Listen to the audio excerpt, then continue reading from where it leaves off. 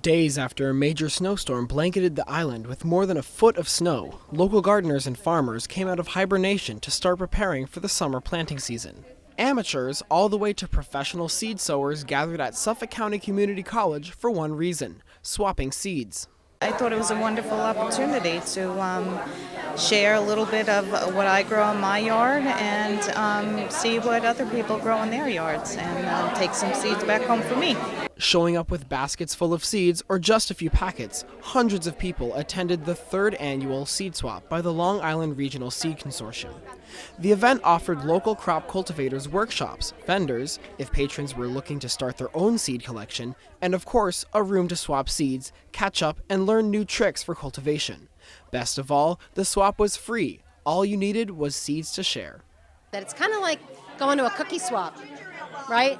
And you know, you have like a famous family cookie that you bake every year, and someone else has a cookie, and then you swap it. You're able to go home and try that cookie. It's the same thing with seeds.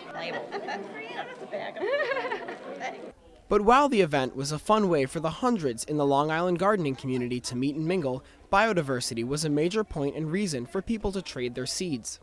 Now, in today's society, there's always your usual varieties: the acorn squash, the butternut squash, the big beef tomatoes.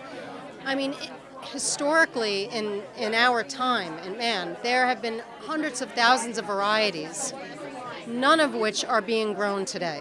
Growing plants outside of the typical varieties like acorn squash or big beef tomatoes helps to protect plant species from outside threats like diseases and climate change. Seed diversity also saves the history and diversity of local crops, gardens, and farms. We need all these different species, all these varieties, because that's what makes the world fun, right?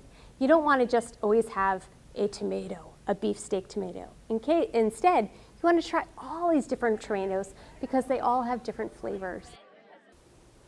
Not all of the seeds at today's seed swap are for crops or consumption. These fennel seeds attract garden-friendly insects, like caterpillars and pollinating butterflies. For Stony Brook News, I'm Eric Schmid.